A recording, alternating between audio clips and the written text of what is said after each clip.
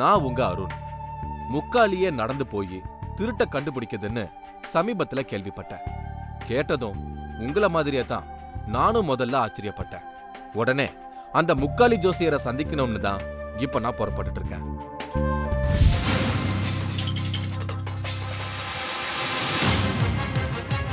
முக்காலியே நடந்து வந்து திருட்டை கண்டுபிடிக்கும் அதிசயம். நீங்க செஞ்ச முக்காலி நடந்து போய் திருடனை பிடிக்கிறதா சொல்றீங்க? கிராமத்து சிஐடியுடன் ஒரு நேரடி அனுபவம். ராணுவத்தில் போய் பிடிச்சேன், மதுரையில் பிடிச்சிருக்கிறேன்.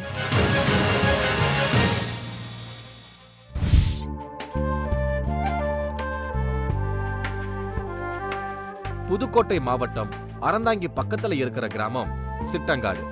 இங்கேதான் முக்காலி ஜோசியர் இருக்காருன்னு சொன்னாங்க. இந்த ஊர்ல அவரை பத்தி எல்லாருக்கும் தெரிஞ்சிருக்கு. ஒரு புளியந்தோப்புக்குள்ளதான் அவரோட வீடு. இவருதான் நடராஜன். செல்லம்மா இவரை கிராமத்து சிஐடின்னு சொல்றாங்க. இது வரைக்கும் ஏராளமான திருட்டு மற்றும் கொலை செஞ்சவங்களை ஒரு மர முக்காலிய வச்சு துல்லியமா கண்டுபிடிச்சு கொடுத்திருக்காரு. 40 வருஷமா இதத்தான் தன்னோட முழு நேர தொழிலா செஞ்சுக்கிட்டு இருக்காரு. அது எப்படி மரத்தால செஞ்ச முக்காலி நடந்து போய் திருட்ட கண்டுபிடிக்கும்? இதுதான் அவரை சந்திச்சதுமே நான் கேட்க நினைச்ச கேள்வி. அதுக்கு முன்னால இவரை சந்திச்சதுமே முதல்ல இந்த முக்காலியத்தான் நான் பார்க்கணும்னு ஆசைப்பட்டேன்.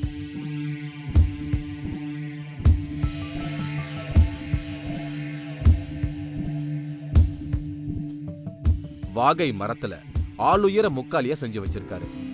இந்த முக்காலி எப்படி தானா நடந்து போய் திருட்ட கண்டுபிடிக்கும்? எனக்கு ரொம்ப ஆச்சரியமா இருந்தது.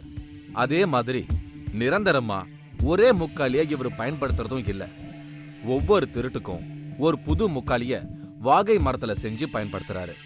அந்த சம்பவம் முடிஞ்சதும் அந்த முக்காலிய பிரிச்சு வீசிடுவாராம். இந்த மர முக்காலிக்கு எந்த சக்தியும் கிடையாது.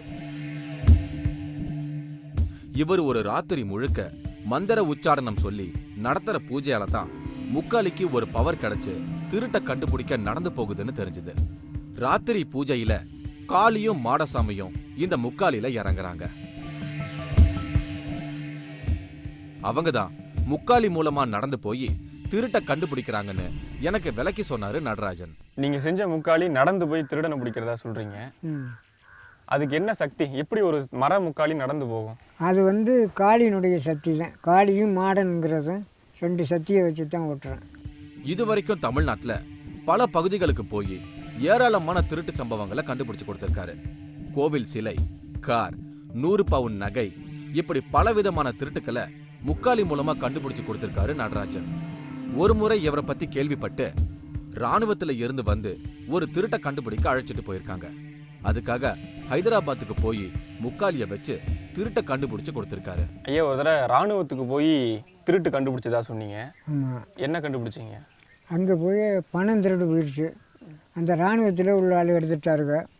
அங்கே போய் அன்னைக்கு நைட்டு பூஜை செஞ்சு காலையில் ஓட்டுற பொழுது அவங்க அந்த விமானம் இழுக்கிற மேலே ரூட்டில் இருந்துட்டாங்க. அதை போய் தட்டிச்சு அங்கேருந்து இறக்கி ஆளுகளை வர சொல்லி 2 பேரை பிடிச்சோம். 2 பேரும் அப்புறம் ஒத்துக்கிட்டாங்க. நாங்கள் தான் இந்த பணத்தை எடுத்து ஊருக்கு அனுப்பிட்டோம், நாங்கள் கட்டுறவனாக. அப்புறம் நான் ஒன்றும் அவரை செய்யாதீங்க, அவர் மெட்ராஸ்காரராக தான் இருக்கிறாரு, நானும் மெட்ராஸ் தான் அப்படின்னு அவர் அப்புறம் இராணுவ தளபதிக்கிட்ட சொல்லிவிட்டு அப்புறம் என்ன ஒரு 10 நாள் வச்சுருந்து நேரடியாக இங்கே இராணுவம் கூட்டியாந்து விட்டுட்டு போனார். அது எந்த ஊரியா? ஹைதராபாத். திருட்டு மட்டும் இல்லாம ஒரு சில கொலை வழக்குகள்லயும் இவர் கொலையாளிகளை போலீசாருக்கு முக்காலிய வச்சு கண்டுபிடிச்சு கொடுத்திருக்காரு. குற்றவாளிகளை பிடிச்சு தரதால சில இடங்கள்ல இவருக்கு சில பிரச்சனைகளும் ஏற்பட்டிருக்கு. ஒவ்வொரு ஊர்லயும் திருட்ட கண்டுபிடிக்கிறதுக்கு முன்னால போலீஸ்ல தகவல் கொடுத்து தனக்கு பாதுகாப்பா சில போலீஸ்காரங்களோட போய் இவர் முக்காலி ஜோதிடத்தை பார்க்கவே தொடங்குவாராம். இன்னும் சில இடங்கள்ல ஊர்க்காரங்களோட துணையோட இதையெல்லாம் செய்வாராம். அந்த முக்காலியை வச்சு கொலை பண்ணவங்களை கண்டுபிடிக்கிறீங்கல்ல, அதனால உங்களுக்கு ஏதாவது ஆபத்து வருமா? அது நான் தான் போலீஸோட்ட போய் பிடிக்கிறதுனால யாருமே நம்மளை செஞ்சிட மாட்டாருங்க. கொஞ்சம் பயந்து என்னம் கட்டையை நடக்க விட்றவர் என்னம் செஞ்சிருவார்களா அப்படின்னு கொஞ்சம் பயப்படுவாருங்க. அதனால் ஒவ்வொரு இடத்துல நம்மளை வந்து பிடிச்சிட்டான்னு அவங்களுக்கெல்லாம் சண்டை போட போவாருங்க. அப்பவும் போலீஸை விடாது மாதிரி இத்த வரையில் அந்த மாதிரி ஒரு சம்பவம் இல்லை. ஒரே ஒரு இது வந்து திருவாடானை தொகுதியில் ஒரு போரில் நெருப்பு வச்சுட்டு பிடிக்க போகிற பொழுது அந்த பையன் நான் கத்தியால் குத்தி பிடிவேன்னு எடுத்தாக போலீஸ் அடித்து நீ கத்தியால் யாரை குத்த வரேன்னு இதுவும் பிடிச்சி பண்ணாங்க. அதுதான் ஒரு சம்பவம் நடந்த. வேறு எங்கேயும் இவ்வளவு கேஜ் மதுரையில் பிடிச்சிருக்கிறேன், ராணுவம் ஏகமாக பிடிச்சிருக்கிறேன், எங்கேயும் ஒரு அதெல்லாம் கிடையாது. திருட்டை கண்டுபிடிக்கிறது இவரோட பரம்பரை தொழில். இவரோட அப்பா இருந்த இடத்துல இருந்தே திருட்டை கண்டுபிடிப்பாராம். ஆனா அதுல இருந்து கொஞ்சம் மாறுதலா இந்த முக்காலி ஜோதிடத்தை உருவாக்கி இருக்காரு நடராஜன்.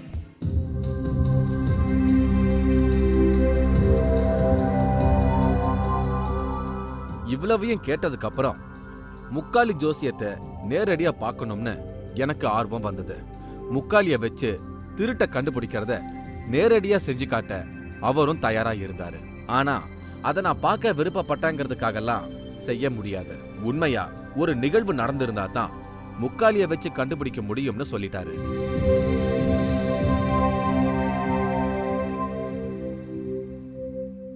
உடனே சிட்டங்காட்டுக்கு பக்கத்திலேயே இருக்கிற சிலாட்டூர் கிராமத்துக்கு நான் எங்க டீமை அழைச்சிட்டு போனேன். அங்க இப்படி ஒரு விஷயத்த சொல்லி நாங்க ஒரு வீட்டுல தங்கணும். இப்ப எங்க பிளான் என்னன்னா, எனக்கு தெரியாம என்னோட டீம் ஏதாவது ஒரு பொருளை திருடி எடுத்து இந்த ஊர்ல மறைச்சு வச்சிடுவாங்க. அதுக்கு பின்னால நான் போய் முறையா காணாம போன பொருளை கண்டுபிடிக்க முக்காலி ஜோசியரை அழைச்சிட்டு வருவேன். இதுதான் பிளான்.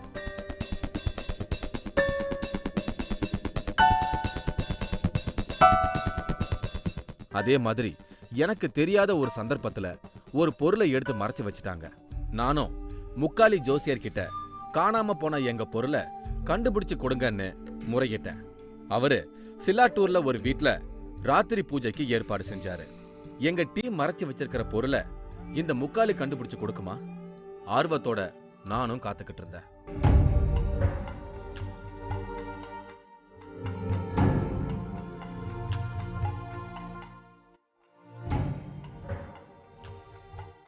முக்காலிய வச்சு பூஜைகளை ஆரம்பிச்சாரு. காமாட்சி அம்மன் விளக்கை ஏத்தி வச்சு பூஜைய தொடங்கினாரு. வாழை இலைய விரிச்சு அரிசிய கொட்டி ஒரு கலசம் வச்சு வாழை இலை மேல வைக்கப்பட்டிருக்கிற கலசத்துக்கு பட்டு துண்டு போட்டு அலங்கரிச்சாரு. இந்த கலசம் காளிக்கானது. அதே மாதிரி பக்கத்திலேயே ஒரு பேப்பரை போட்டு பொரிய கொட்டி அதுல ஒரு தேங்காய கலசமா ஆவாகனம் செஞ்சு வச்சாரு. இந்த கலசம் மாடசாமிக்கானது. வேப்பிள்ளை, பொரி, வாழைப்பழம், கல்கண்டுன்னு ஒரு முழு படையல் தயாராக இருந்தது. அடுத்தது முக்காலிய தயார் செய்ய தொடங்கினாரு. முக்காலியோட மேல் பகுதியில எண்ணெய ஊத்துனாரு. அது மேல விபூதிய போட்டாரு. அடுத்ததா முக்காலிக்கு பூ போட்டு அலங்காரம் செஞ்சாரு. முக்காலிக்கு ஒரு மஞ்சள் துணியில காப்பு கட்டினாரு. எலுமிச்சம்பழத்தை கட் பண்ணி குங்குமம் தடவி முக்காலி மேல வச்சாரு.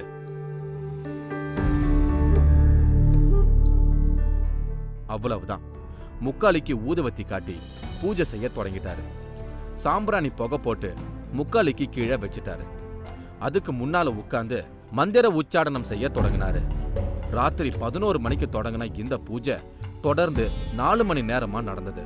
அடிக்கடி முக்காலியோட கால்களுக்கு எலுமிச்சம்பழங்களை கட் பண்ணி பிழிஞ்சு விட்டுக்கிட்டே இருந்தாரு.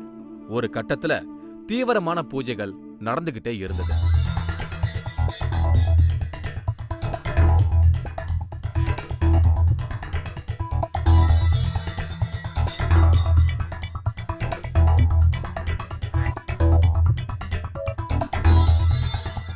கடைசியா முக்காலி மேல நிறைய கற்பூரங்களை வச்சு ஏத்துனாரு. இதோ இப்பதான் இந்த முக்காலிக்குள்ள காளி வந்து இறங்குறதாகவும் அதை தன்னால உணர முடியும்னு நடராஜன் சொல்லியிருந்தாரு.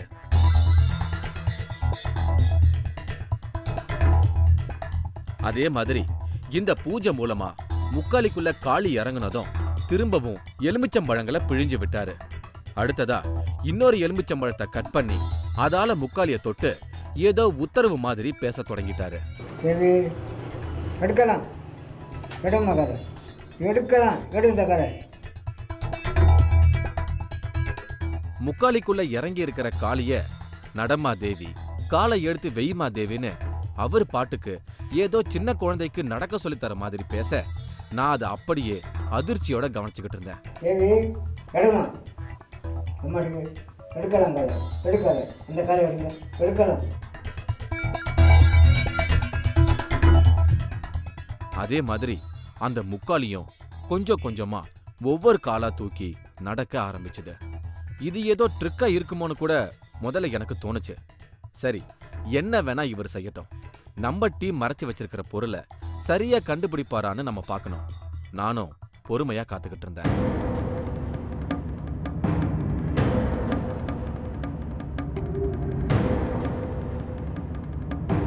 தேவி கிளம்பிடுச்சு, காலையில் விட்டு நீங்கள் கொண்டு போவோம்.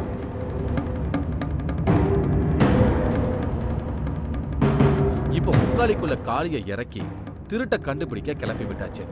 இனி காலையில தான் சொல்லி எங்களை அங்கிருந்து புறப்பட சொல்லிட்டாரு. ஆனா அவர் மட்டும் அதே ரூம்குள்ள திரும்பவும் காளிய ஆவாகனம் செஞ்சு மந்திரங்களை உச்சரிச்சபடி தியானத்துல இருந்தாரு. நமக்கு புரியாத விஷயங்கள் என்னென்னவோ இந்த உலகத்துல இருக்கு அப்படின்னு நினைச்சுக்கிட்டே நான் தங்கியிருந்த இடத்துக்கு திரும்பவும் வந்துட்டேன்.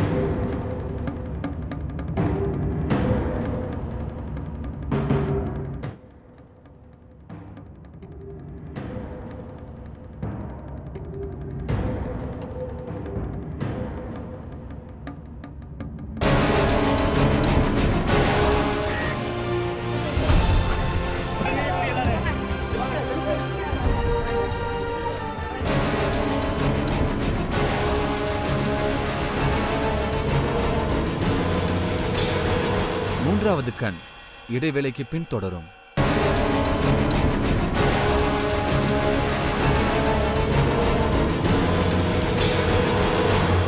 மூன்றாவது கண் தொடர்கிறது. ஹைதராபாத்தில் மிலிட்ரி கேம்பில் நடந்த ஒரு திருட்டை வந்து இவர் கண்டுபிடிச்சதா சொன்னார். இதை டெஸ்ட் பண்ணலாம் அப்படிங்கிறதுக்காக எங்கள் டீமில் உள்ள பொருளை எடுத்து நாங்களே ஒழிச்சு வச்சிட்டோம். ஸோ எங்களுக்காக ஒரு நைட்டு ஃபுல்லாக பூஜை பண்ணி அந்த முக்காலியை நகத்தையும் காமிச்சார். ஸோ உண்மையிலேயே இந்த முக்காலி நகர்ந்து போய் அந்த பொருளை கண்டுபிடிக்குமா அப்படிங்கிறத பார்க்கறதுக்காக ரொம்ப ஆர்வமாக காத்துக்கிட்டு இருக்கேன். மறுநாள் காலையில திரும்பவும் நான் நடராஜன் இருந்த இடத்துக்கு போனேன். காணாம போன பொருளை இப்ப இந்த முக்காலி கண்டுபிடிக்க போகுது. அது எப்படிங்கிறத தான் நானும் இப்ப நேரடியா பார்க்க காத்துக்கிட்டு இருக்கேன். நேரம் ஆக ஆக என்னால ஆர்வத்தை கட்டுப்படுத்தவே முடியல. காலையில முக்காலி புறப்பட தயாரானதும் வழக்கமா சின்ன பொண்ணுங்களை தான் இப்படி முக்காலியை பிடிக்க சொல்லுவாராம். ஆனா நாங்க போன சமயம் அங்க பசங்க தான் இருந்தாங்க. ரோட்ல வேடிக்கை பார்த்துட்டு இருந்த பசங்கள்ல இருந்து 2 பேரை கூப்பிட்டு முக்காலியை பிடிக்க சொன்னாரு. அந்த பசங்களும் முக்காலிய விரலால பிடிச்சுக்கிட்டாங்க. நீங்க உங்க வாட்டுக்கு பிடிச்ச அப்படியோட்ட தேவி நடங்கம்மா, நடங்கன்னு சொல்லுங்க. அவங்களுக்கு முக்காலி கிட்ட எப்படி பேசணும்னு நடராஜன் சொல்லி கொடுத்திருக்காரு. ஒரு கோழியை பலி கொடுத்து அதோட தலையை மட்டும் எடுத்து முக்காலி மேல வச்சுட்டாங்க. முக்காலி என்ன ஆடினாலும் கீழேயே விழுந்து எந்திரிச்சாலும் இந்த கோழியோட தலை மட்டும் விழவே விழாதான். தேவி நடமா, வேகமா போமா இப்படின்னு சொல்லிக்கிட்டே இருந்தா முக்காலி உங்க சொல்லுக்கு கட்டுப்பட்டு நடக்கும்னு அவர் சொன்னதை கேட்டு எனக்கு வியப்பா இருந்தது. இத வேடிக்கை பார்க்க நிறைய கூட்டம் கூடுச்சு. கலசம் வச்சு பூஜை பண்ண வீட்டுல இருந்து வெளியே வந்த முக்காலி நடக்க ஆரம்பிச்சது. நம்ப முடியல. ஆனா பசங்க சாதாரணமா தான் பிடிச்சுக்கிட்டு இருந்தாங்க. முக்காலியோட அசைவுக்கு அவங்களால ஈடு கொடுக்க முடியலன்னு தான் சொல்லணும். தெரு வழியா முதல்ல ஒரு வீட்டுக்கு போச்சு. இங்கதான் நாங்க தங்கி இருந்தோம். எங்களோட கார் நின்னுட்டு இருந்த இடமும் இதுதான். இங்க எதுக்கு முக்காலி வந்திருக்குன்னு யோசிச்சுட்டு இருந்தேன். அப்பதான் நடராஜ் சொன்னாரு, திருட்டு போன இடம் இதுதான், அதனால தான் முக்காலி இங்க வந்திருக்குன்னு சொன்னாரு. இந்த வீடு தானே? இந்த வீட்டுல இருந்து போச்சா? அடி நல்லா. சரி, இந்த வீடு தானே, உறுதியா பிடிச்சிக்க. உறுதி தானே, கட்டியா விடாம பிடிக்கணும். சரி, இந்த வீட்டுலேருந்து போயிடுச்சு. சரி, வழியை கிளம்பலாம்.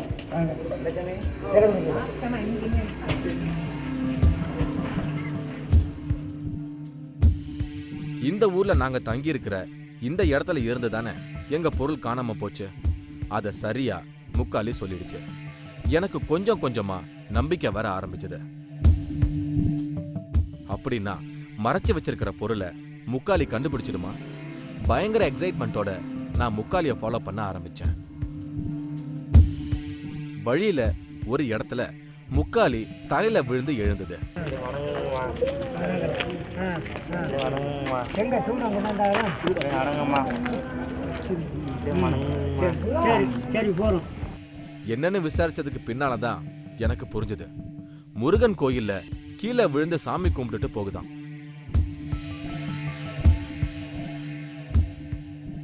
ஆனாலும் இதெல்லாம் முக்காலி விஷயத்துல கொஞ்சம் அதிகம் தானு நினைச்சிட்டு இருந்தப்பதான் இன்னொரு ஆச்சரியமான விஷயத்த நான் கவனிச்சேன். முக்காலி மேல வெட்டி வச்சிருந்த கோழியோட தலை முக்காலி கீழே படுத்து எழுந்த சமயத்துல கூட தரையில விழவே இல்லை. அது எப்படி? என்னால நம்பவே முடியல. நிச்சயமா இது ஒரு அமானுஷ்யமான விஷயம்தான். இது வரைக்கும் முக்காலி நடக்கிறத நம்பாம பார்த்துட்டு இருந்த எனக்கு லேசா பயம் வர தொடங்குச்சு.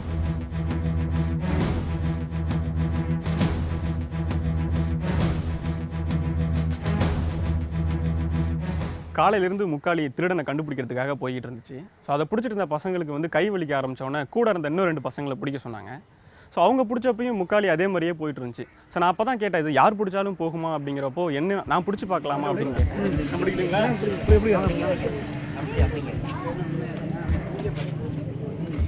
அம்மூராக போதேவி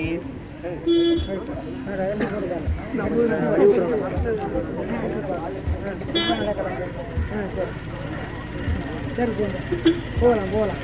சரி நடங்க சுத்த வேண்டாம். நான் பிடிச்சப்போ அந்த முக்காலி அதே மாதிரி தான் போச்சு. ரொம்பவே ஆச்சரியமாக இருந்துச்சு. ஏதோ ஒரு ஃபோர்ஸ் அங்கே இருக்குது அப்படிங்கிறத வந்து உணர முடிஞ்சிச்சு. அடுத்த முக்காலி ஊர்ல கூத்து நடக்கிற இடத்துக்கு எங்களை எல்லாம் அழைச்சிட்டு போச்சு. உயரத்துல படிக்கட்டுகள் எல்லாம் ஏறி முக்காலி இந்த இடத்துக்கு வந்தது.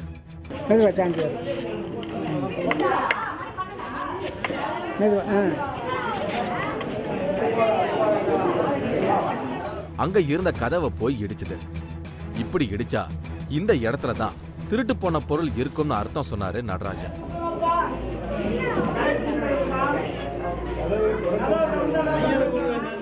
அதை உறுதிப்படுத்துற மாதிரி திரும்பவும் அந்த இடத்த முக்காலி இடிச்சது. உடனே திருட்டு போன பொருள் இதுக்குள்ளதான் இருக்குன்னு சொல்லி கதவை திறக்க சொன்னாரு. ஆனா ஊர்க்காரங்க இது கோவில் பொருட்கள் வைக்கிற இடம், இதுக்குள்ள தேட உங்களுக்கு அனுமதி கிடையாதுன்னு சொல்லிட்டாங்க. அவ்வளவுதான், முக்காலி வந்த வழியே திரும்பி நடக்க தொடங்கிடுச்சு.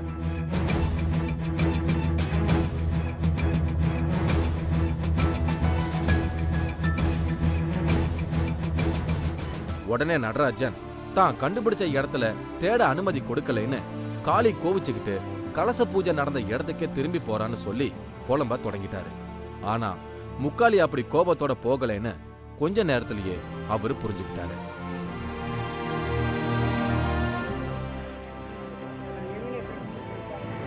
கூத்து நடக்கிற இடத்துல இடிச்சிட்டு திரும்பவும் பூஜை நடந்த இடத்துக்கே திரும்பி வர மாதிரி வந்துட்டு வேற ஒரு ரூட்ல முக்காலி பயணம் செய்ய ஆரம்பிச்சது.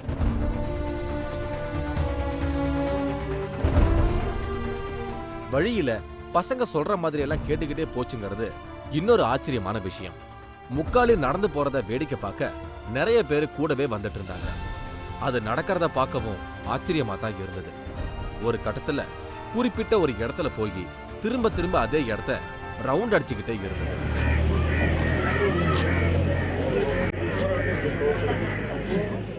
ஏறக்குறைய திருட்டு பொருள் மறைச்சு வச்சிருக்கிற இடத்துக்கு வந்துட்டோம்னு தான் எனக்கு தோணுச்சு.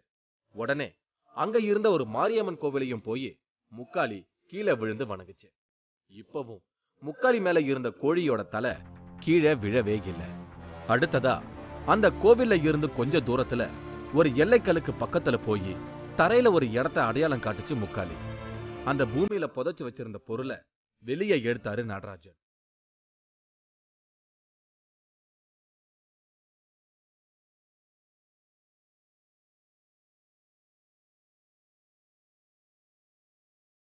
ஒரு பர்சும் தங்க செயினும் இருந்தது.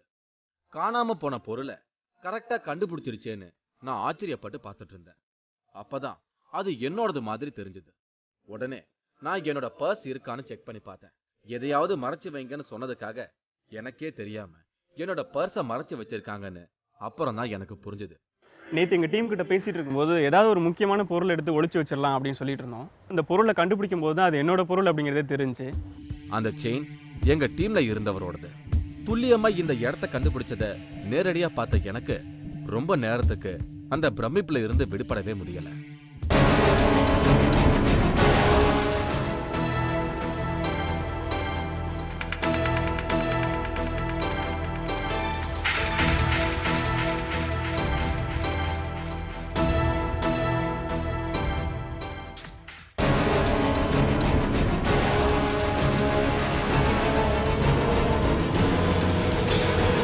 மூன்றாவது கண் இடைவேளைக்கு பின் தொடரும்.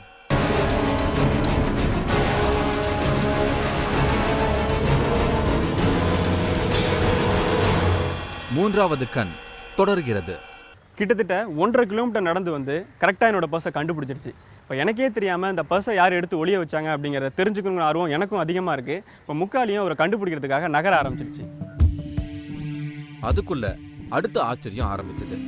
இந்த பொருளை யாரு எடுத்தாங்கன்னு கண்டுபிடிக்கணும். உங்க டீம்ல எல்லாரும் ஒரே இடத்துல நில்லுங்கன்னு நடராஜன் சொன்னாரு. அவர் சொன்ன மாதிரியே எல்லாரும் ஒரே இடத்துல தயாரா நின்னுகிட்டு இருந்தோம். இந்த பொருளை எடுத்து ஒளிச்சு வச்சது யாருன்னு கண்டுபிடிக்க முக்காலுக்கு இன்ஸ்ட்ரக்ஷன் கொடுத்துட்டு இருந்தாரு. அவரை பொறுத்த வரைக்கும் நான் தான் என்னோட பர்ஸை எடுத்து மறைச்சு வச்சிருப்பேன்னு நினைச்சிட்டு இருந்தாரு. அதனால நடராஜன் என்னை பார்த்துக்கிட்டு முக்காலிக்கு உத்தரவு கொடுத்துட்டு இருந்தாரு. ஆனா முக்காலி எங்க டீம்ல இருந்த டிரைவர் சம்பத்தோட காலை போய் தொட்டு அவரை அடையாளம் காட்டுச்சு.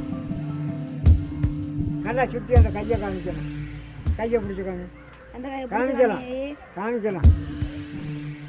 என்னோட பர்ஸை எடுத்து ஒளிச்சு வச்சவர் இவர்தான்னு எனக்கே அப்பதான் தெரியும்.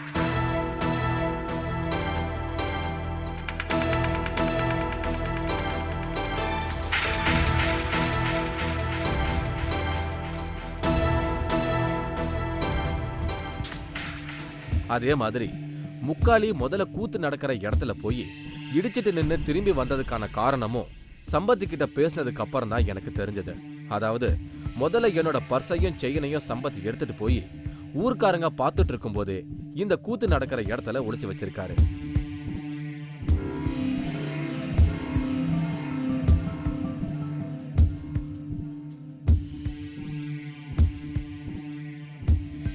அதுக்கப்புறம் ஊர்ல எல்லாரும் ஷூட்டிங் வேடிக்கை பார்க்க வந்ததுக்கு பின்னால போய் அங்க இருந்து கோயிலுக்கு பக்கத்துல இருக்கிற எல்லக்கல்லு கிட்ட இடத்த மாத்திருக்காரு. அதனாலதான் சம்பத் போன ரூட்லயே போய் பொருளை மிகச்சரியா கண்டுபிடிச்சிருக்கு முக்காலி. உண்மையிலேயே முக்காலி அசத்திடுச்சுன்னு தான் சொல்லணும். இது வெறும் முக்காலி இல்ல, நடராஜன் சொன்ன மாதிரி இதுல நிச்சயமா ஏதோ ஒரு சக்தி இறங்கித்தான் இத கண்டுபிடிச்சிருக்க முடியும். அவர் சொன்ன மாதிரி காளியா மாடசாமியான்னு என்னால சொல்ல முடியல. அதனாலதான் 40 வருஷமா இந்த முக்காலி மூலமா பல இடங்கள்ல திருட்ட கண்டுபிடிக்க நடராஜால முடிஞ்சிருக்கு. நிச்சயமா ஒரு புதுமையான அனுபவம் தான் இந்த முக்காலி ஜோதிடம். இதுல முக்கியமான ஒரு விஷயம் இருக்கு. திருட்டு போன 30 இல்லனா 40 நாட்களுக்குள்ள சொன்னா மட்டும்தான் இந்த முக்காலி ஜோசியத்தால கண்டுபிடிக்க முடியுமா. அதனால நம்ம நிகழ்ச்சியை பார்த்துட்டு என்னைக்கோ திருட்டு போன பொருட்களை எல்லாம் முக்காலி மூலமா கண்டுபிடிக்க முடியுமான்னு என்ன கேட்காதீங்க. அடுத்து ஒரு இன்ட்ரெஸ்டிங்கான தகவலோட மறுபடியும் உங்களை வந்து சந்திக்கிறேன். இந்த பிரம்மரிஷி மலையில தான் 210 சித்தர்களும் வாசம் செய்யறதா சொல்றாங்க.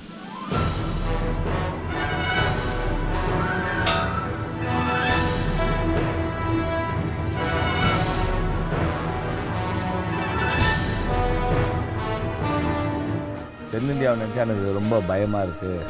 2 தீவா பிரிவு. கடல் 25 கிலோமீட்டர் ஊருக்குள்ளே வந்துடும். உப்புக்கு பெரிய தட்டுப்பாடு வந்துடும். 12 டன் உப்பு வாங்கி ரொம்ப சேமித்து வச்சிருக்காரு. நீங்களும் இந்த திகில் பயணத்தில் கலந்து கொள்ள ஒரு வாய்ப்பு. மூன்றாவது கண் டிவி ஷோ என்ற Facebook பக்கத்தில் எங்களோடு இணைந்திடுங்கள். உங்களது அமானுஷ்ய அனுபவங்களை பதிவு செய்து இந்த நிகழ்ச்சியில் பங்கு பெறும் வாய்ப்பை பெறுங்கள். மூன்றாவது கண் நிகழ்ச்சிக்கு பொருத்தமான சம்பவங்களோ செய்திகளோ மனிதர்களோ உங்க ஊர்ல இருந்தா தவறாம திரையில வர முகவரிக்கு தெரியப்படுத்துங்க.